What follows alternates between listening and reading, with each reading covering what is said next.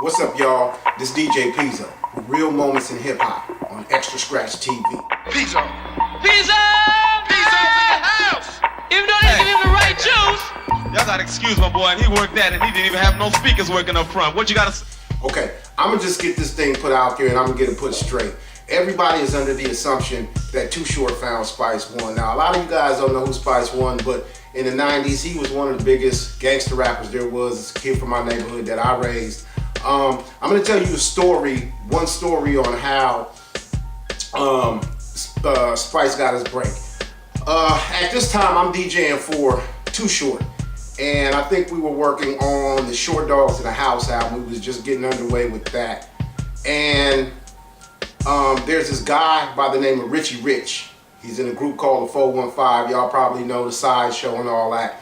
I'm a huge Richie Rich fan. Now, Richie Rich lyrically was one of the best MCs that ever came out of Oakland, California. I'm still one of his biggest fans. Rich could just rap his ass off. So I kept telling Short about this guy named Spice, MC Spice from Hayward, California. This dude's a gangster rapper. The boy is fluent, lyrically, he's ridiculous.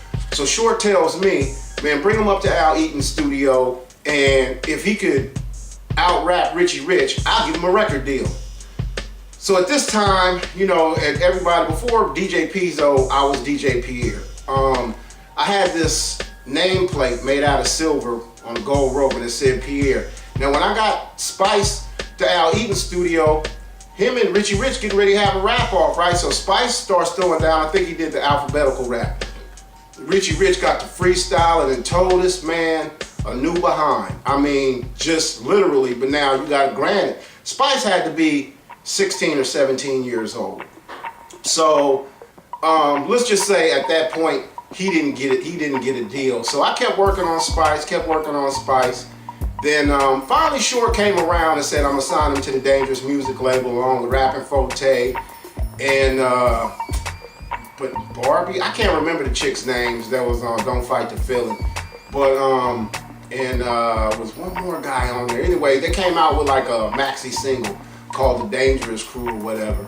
After that, Spice just kept honing his skills. The next thing I know, I called the president of JIVE. I called Barry Wise and I said, man, I got this guy, Spice One. He's a gangster rapper from New York.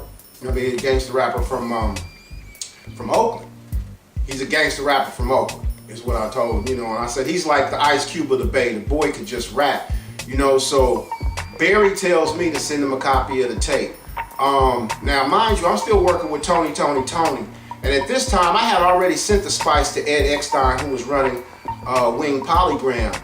I go to Tim's wedding, and Ed Eckstein is there, and I remember Ed Eckstein asking me, I'm sitting at the table with Vanessa Williams, and Ed Eckstein asked me, oh yeah, how's that Spice One project going? He kind of tried to clown me, that's how I felt. So I told him, I signed him over here at JIVE. Barry told me anything that I get coming from the Bay to send it to him. And it kind of just cracked his mask a little bit. But anyway, Barry Wise calls me back one day when Spice had came by my house and he's all, man, I need some money. I'm not getting no money out this label, man. Woo, woo. On a deal I told him not to sign.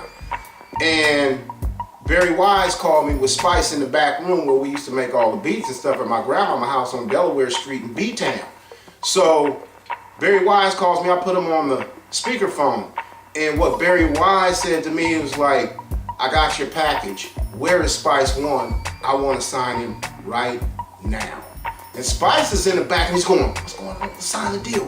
Just show me a pen. Let's sign the deal. And I said, okay, Barry, I'm going to get a hold of Spice and we're going to work this thing out. I never had a contract with Spice, but he eventually got his deal with JIVE. And, you really don't hear DJ Pizzo too much about, behind the scenes of his career or, what I was doing when I was bringing him into the fold. I was already in the fold 2 times with Short and Tony. So I'm bringing Spice into the fold. I'm bringing Chaz into the fold. Everybody from my neighborhood that can work, that can do something, I got a job for you. So basically, that's how Spice One got discovered. It wasn't Too Short. It wasn't nobody else. Honestly, the person that discovered Spice One's name is Daryl Lockhart. He lived next door to Spice with his girlfriend in the condos, and he kept telling me about it because Daryl's my best friend. But I already knew the brother could rap. So, like I said, eventually, here comes Spice One. And for you guys who know who Spice One is, you already know what his career did and how big of an impact he had on Bay Area music. So, this is DJ Pizzo. This is Real Moments in Hip Hop on Extra Scratch TV. Ask somebody about it. Peace.